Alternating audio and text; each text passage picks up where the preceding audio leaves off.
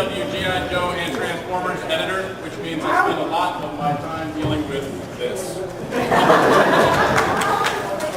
My panelists are Michael Kelly from Hasbro. He is the man that tells me what I can and cannot do. Any negativity you have towards anything we've done, please direct to him. Next to him is Gage. Co-writer of G.I. Joe Cobra. Next to him is Mike Costa, the other co-writer. Zander Cannon, artist and writer, of which you will see soon enough. Robert Atkins, our G.I. Joe pencil.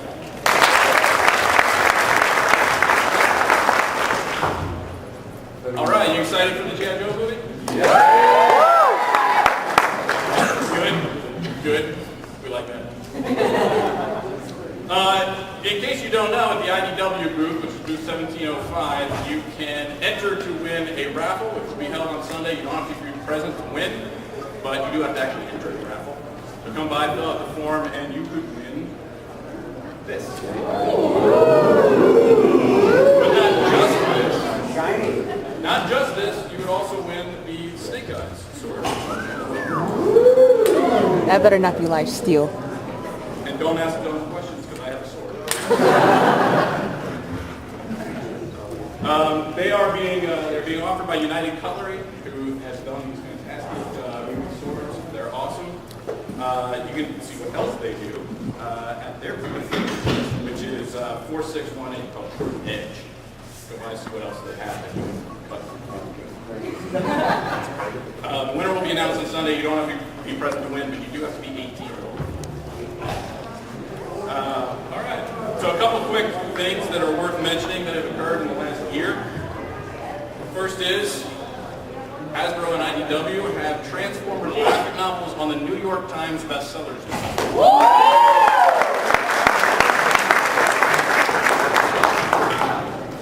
Transformers and G.I. Joe both went digital in their comics, and you can buy them on iTunes for a $1 download.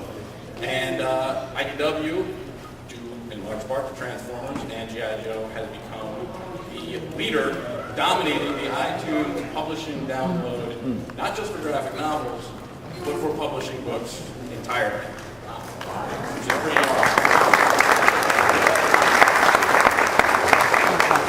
Do I get to see a piece of that? Nope. No royalties for you. We will have a short trivia contest right after we go through the slideshow, which we'll try to get through pretty quickly, where you can win Season 1 of Transformers or Season 1 of G.I. Joe. I'll go ahead and warn you, as the questions go on, there will be 3 rounds, giving away 3 of each. They get harder and harder. Fair. And those are courtesy of Shout Factory, who are doing all the DVDs for the cartoons for G.I. Joe and Transformers. And they are here as well, so go by, see them, and they got more stuff that are showing at their booth as well. All right, let's see. And lastly, I don't think I forgot to bring them, but we are selling at the IDW booth the G.I. Joe movie adaptations 1 through 4 with special convention variant covers for $5 a pop. We're only selling 1 issue per day at the convention. So it would have been nice if we'd had this panel yesterday, so yeah, I could have told you get number 1, but you're host. But 2, 3, and 4 are going to be on sale today, tomorrow, and Sunday. They're pretty darn nice. All right. Want to go through the slideshow now? See what's coming up?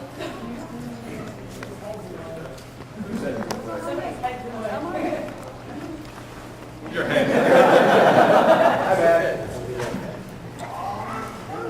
All right. We'll start with G.I. Joe. Where's the Yo-Jo now? Yo-Jo! All right, up first, we want to announce the G.I. Joe 7 through 12, which isn't really announcing, but you already know that we are doing it. Chuck Dixon, Shannon Gallant on art, covered by Mr. Chaikin, and finally, some people thought the pace was a little slow. Snake Eyes will fight a Cobra agent. So that will happen. Next, that's an exciting one. Robert Atkins, over here on the left, will return to G.I. Joe with issue 13, which will also introduce Tripwire, who we've seen there on the left. It looks a little different. He doesn't have that weird space helmet. I was really pushing for this. And we will be introducing another major Cobra villain at that time. Next, we have G.I. Joe Origins, which, in case you don't know, has become an ongoing series due to demand from you guys. Thank you for adding more work to my schedule. Origins number 11, The Baroness's Origin, written by Mark Andreyko, with also art by Ben Temple-Smith. And there will be sexiness. We approve. Good. Origins number 12 focuses on Beachhead, written by J.T. Crawley, with art by Klaus Schawinski. And yes, he does have amnesia, in case anyone noticed. And this will explain, I think, how that is. Origins 13 and 14 will introduce Ripcord. That's written by Scott Beatty, with art by Shannon Gallant. It's pretty interesting.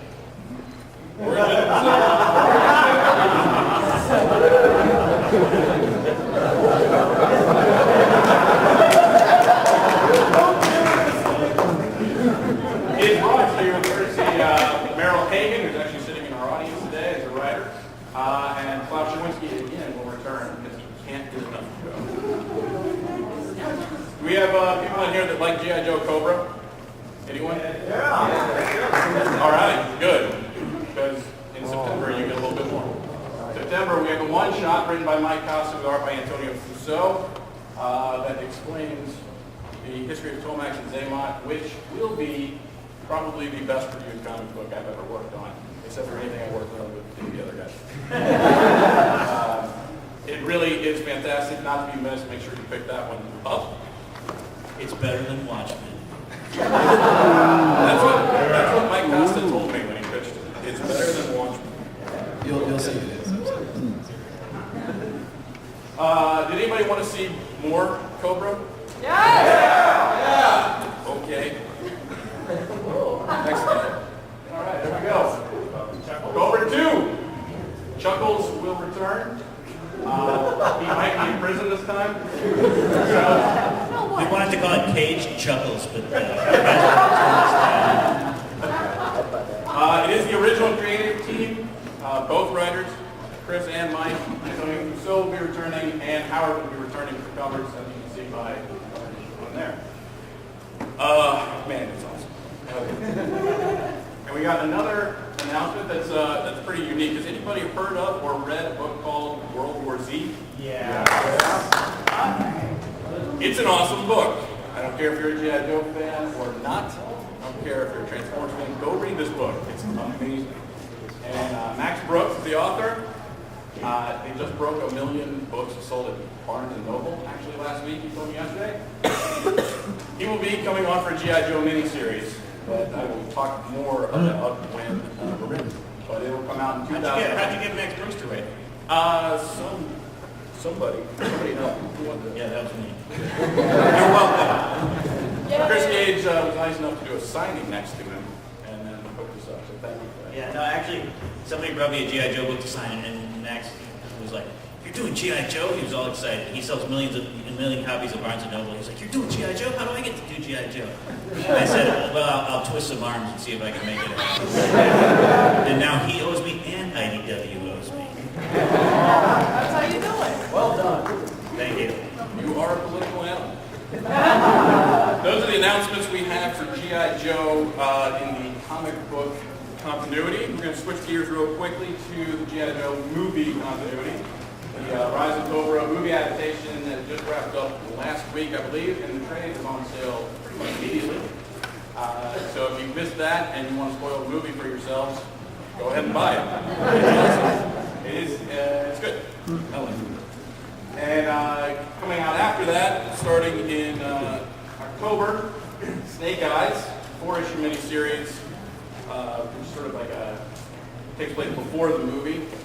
Written by Ray Park, Snake Eyes himself, and his friend Captain Man Hook, with art by Lee Ferguson. That starts in October, and if I get my way, that will actually be a chrome cover. A nice shiny red, because people said earlier, they like shiny things. That's also already been announced, but what's coming up next is not announced until right now. Of course, I can't give you the title, because I was told not to. But this picks up right at the end of the G.I. Joe movie, so we're going to release it later. That's written by Brian Reed, who's been doing a lot of work over at Marvel Comics with art by Augusta and G.I. Joe Origins number 6, the Scarlet Witch. That's it for G.I. Joe at the moment. If you have G.I.